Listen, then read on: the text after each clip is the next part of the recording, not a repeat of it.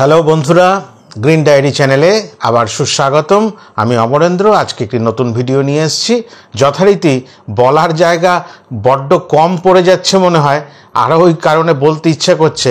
শাকিব খানের রাজকুমার নিয়ে আবার আজকের ভিডিওটা কিন্তু কেউ স্কিপ করে যাবেন না, দয়া করে পুরোটা দেখবেন, ভালো লাগবে।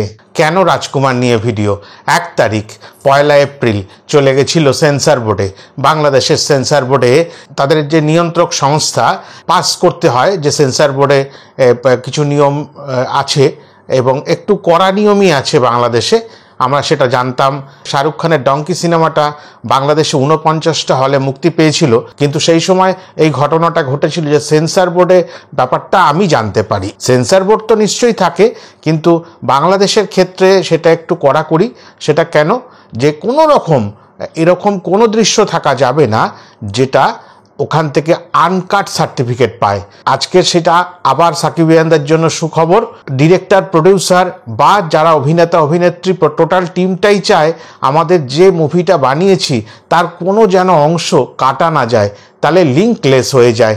একটা সুতো একটা ধাগার মধ্যে বাঁধা থাকে, তো সেটা যেন কোথাও ছিন্ন বিচ্ছিন্ন হয়ে যায়, মনটা ছোট হয়ে যায়, খারাপ হয়ে যায়। এটা ম্যাক্সিমাম ক্ষেত্রেই সেন্সর বোর্ড থেকে পাস হয়ে আসার পরে এই যদি আনকাট ব্যাপারটা যেটা বাংলাদেশের ক্ষেত্রে বললাম সেটা না থাকে, তাহলে কিন্তু সেটা খুব সমস্যা হয়।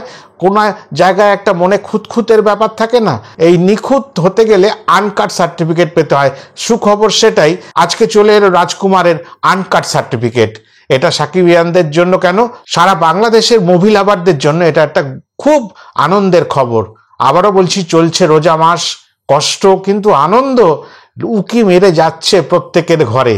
গতকাল বাংলাদেশের সময় 7টায় সন্ধেবেলায় রাজকুমার সিনেমার বরবাদ গানটি বেরোলো, কিন্তু যত সময় যেতে লাগলো গানটা একটু শুনতে বারবার ইচ্ছা করছিল।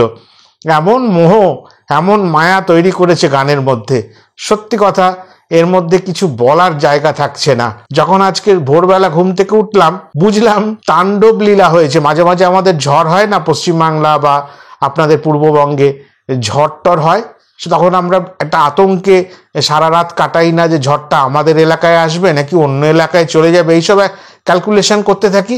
ঠিক যেমন কালকে রাত্রিবেলাটা ঝড় গেছে, সকালবেলা উঠে সমস্ত মিডিয়া যত প্ল্যাটফর্ম আছে সব যেন বরবাদ হয়ে গেছে। পাশাপাশি একটা ব্যাপার, 28শে মার্চ শাকিব খানের জন্মদিন ছিল। সেই জন্মদিনটা সেলিব্রেট করার কথা ছিল রাজকুমারের ট্রেলার বা কোনো একটা সামান্য অংশ নিয়ে বুর্জ খলিফায়।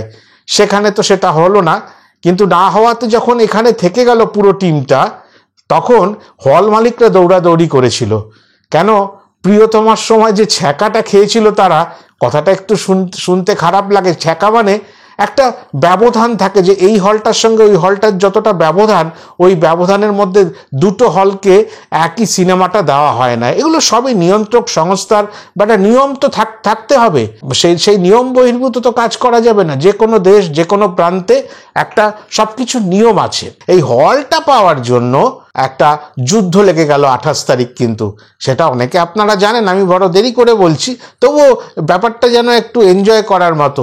20 লাখ টাকা 30 লাখ টাকা বেশি দিয়ে, মানে শাকিব খানের রাজকুমারই চাই, ওটাই দেখাবো, নাহলে অন্য সিনেমাই দেখাবো না, বন্ধ করে দেবো হল, এরকম একটা মেন্টালিটি চলে এসছে। যাই হোক, সব এখন ওয়েল সেট, শুধুমাত্র 6-7টা দিনের অপেক্ষা, তারপরে রাজকুমার প্রকাশ পেয়ে যাবে, চলে আসবে আপনাদের নিকটস্থ হলে। চুটিয়ে দেখুন, আনন্দ করুন, আর এবারের ঈদটা জমিয়ে সবাই বলুন জয় রাজকুমার। ভিডিওটা ভালো লাগলে লাইক, কমেন্ট, শেয়ার করবেন। আবার যেটা বলি, খুব ভালো লাগলে সাবস্ক্রাইব করে নেবেন, বাংলা সিনেমার পাশে থাকবেন। বাংলা সিনেমার জয় হোক, সবাই একসাথে বলবেন। নমস্কার।